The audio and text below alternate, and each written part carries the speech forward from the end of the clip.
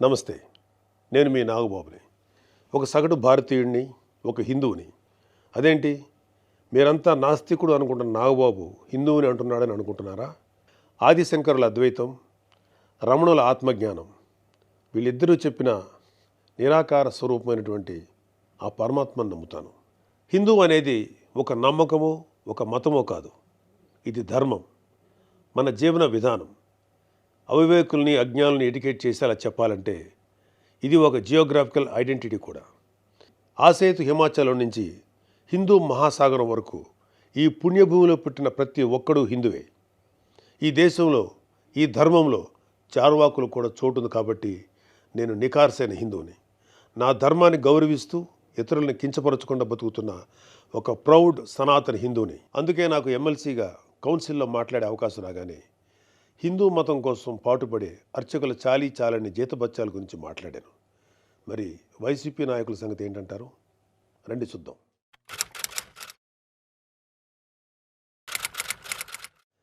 September 6, 2020 Antarvedi Shri Lakshmi Narasimhaswamy వారి రథం దగ్ధమైన రోజు. రాష్ట్ర వ్యాప్తంగా ఉన్న హిందువులందరి మనోభావాలు దెబ్బతిన్న రోజు. అప్పటి వైసీపీ ప్రభుత్వం ప్రతిపక్షాల ఒత్తిడికి తలొగ్గి కేసుని సిబిఐకి అప్పచెప్తామని చెప్పింది.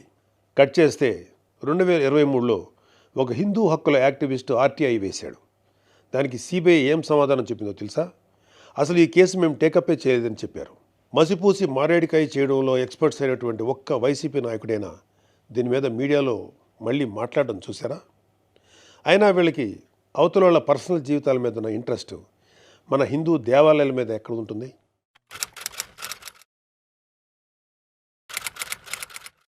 డిసెంబర్ 2020 రామతీర్థం రాముడు మనకు ఒక దైవం. మహావిష్ణువు అవతారం మాత్రమే కాదు, అంతకు మించి. ఈ దేశం తాలూకు అస్తిత్వం రామకథలో ఉంది. ఒక మనిషి ధార్మికంగా ఎలా బ్రతకాలో రామాయణం చెప్తుంది. రామాయణంలో మారీచుడు చెప్తాడు, రామో విగ్రహవాన్ ధర్మ సాధు సత్య పరాక్రమ అని. ఈ భూమి మీద రాశీభూతమైన ధర్మమే శ్రీరాముడిని నమ్మే జాతి మనది. అలాంటి రాముడి శిరస్సును నరికినా పట్టించుకోని ప్రభుత్వం వైసీపీ ప్రభుత్వం.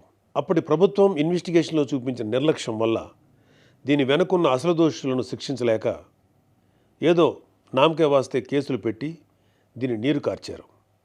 అయినా మీకు మీ మంత్రులకి రిలీజ్ సినిమాలకు రివ్యూలు ఇవ్వడం మీద ఉన్న శ్రద్ధ రాముడి మీద ఎందుకు ఉంటుంది?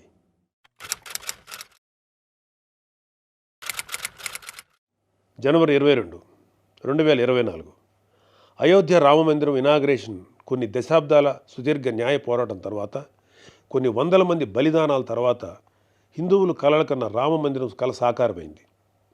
దేశమంతా ఒక పండగలాగా దీన్ని సెలబ్రేట్ చేసుకున్నారు.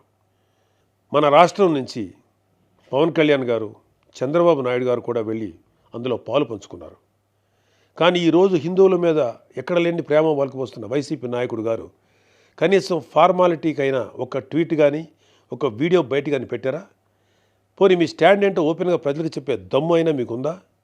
మీకు వ్యతిరేకించే ధైర్యం లేదు. అలా అని అభినందించే సంస్కారం అంతకంటే లేదు. వెరసి మీ మనసులో హిందువుల మీద కుళ్ళు కుతంత్రాలు తప్ప ఇంకేమీ లేవు. టీటీడీ భక్తులకి భగవంతుడిని దూరం చేసిన వైసీపీ పూట గడవని పేదవాడి దగ్గర నుంచి వజ్రాల కిరీటాలు చేయించే కోటీశ్వర్ల వరకు అందరి కోరిక ఒకటే. ఆ కలియుగ దైవమైన వెంకటేశ్వర స్వామివారి దర్శనం ఏడాదికి ఒకసారైనా చేసుకోవాలని. ఒక సామాన్య భక్తుడు నెల డబ్బులు కూడబెట్టుకొని మరి ఆయన చూడడానికి కొండ మీదకి వెళ్తాడు. అలాంటి కొండ మీద అకామిడేషన్ ఛార్జీలు మీరు ఒక్కసారి ఎలా పెంచుతారు? నందకం, పాంచజన్యం, కౌస్తుభం, ఒకలామాత గెస్ట్ హౌసుల్లో 500కి దొరికే రూమ్ని 1000కి ఎలా పెంచారు? నారాయణగిరి గెస్ట్ హౌస్లో 1700 రూపాయలు చేశారు. ఇది సామాన్యుణ్ణి భగవంతుడికి దూరం చేసే ప్రయత్నం కదా? నువ్వు ఎవరిని, అదే ఏం మాఫియాని సంతోషపెట్టడానికి ఇది చేసావో అర్థం కానంత అమాయకులు అనుకుంటున్నావా ప్రజలు? దర్శనాలు సేవలు అయితే ఇంకా దారుణం.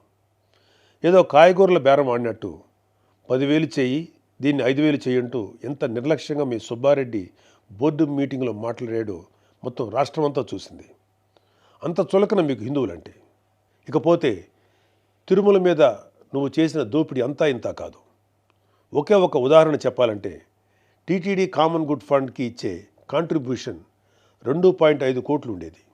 దీన్ని సెప్టెంబర్ 2021లో 50 కోట్లకు ఒక్కసారిగా పెంచేశాం. అసలు ఇక్కడే కాదు, ఎక్కడ కొండ కనపడినా గుండు కొట్టేయాలనుకోవడమేగా మన అలవాటు.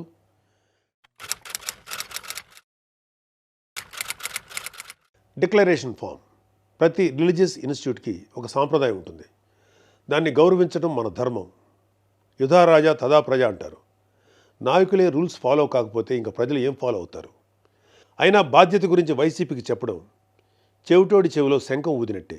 పవన్ కళ్యాణ్ గారు ఆయన కూతురు పొలినాని తిరుమల తీసుకువెళ్ళినప్పుడు ఆ అమ్మాయి మైనర్ అయినా కూడా ఒక గార్డియన్గా ఆ అమ్మాయి తరఫున డిక్లరేషన్ ఇచ్చారు. పవన్ కళ్యాణ్ గారి సతీమణి అన్నాగారు కూడా డిక్లరేషన్ ఇచ్చారు. ఇంత ఎందుకు, ఈ దేశ రాష్ట్రపతి అబ్దుల్ కలాం గారు కూడా తిరుమలలో డిక్లరేషన్ ఫామ్ పైన సంతకం చేసి అక్కడి నుంచి సాంప్రదాయాన్ని గౌరవించారు. నువ్వు కలాం గారి కన్నా గొప్పోడివా? డిక్లరేషన్ ఇవ్వకుండా వెళ్ళటమే కాక మీ మంత్రి వచ్చి ఆడి అమ్మ మొగుడు కట్టాడా తిరుపతి గుడి అని అంటాడా? అలా తలపొగురు మాటలు మాట్లాడితేనే జనాలు 151లో మధ్యన 5 తీసేసి 11 ఇచ్చారు. అయినా నువ్వు ఏమైనా మారావా? లేదు. డిక్లరేషన్ అడిగారు అని తిరుమల పర్యటన క్యాన్సిల్ చేసుకున్న చరిత్ర మంది. అయినా సెక్యులర్ ప్లేస్కి రిలీజియస్ ప్లేస్కి తేడా తెలియని నిన్ను ఎడ్యుకేట్ చేయటం మా వల్ల కాదు. ఇక ఫైనల్గా మన కల్తీ నెయ్యి వ్యవహారం గురించి చెప్పాలి. పాపం ఈరోజు డోస్ ఎక్కువైనట్లుంది. రేపు మాట్లాడుకుందాం. Stay tune.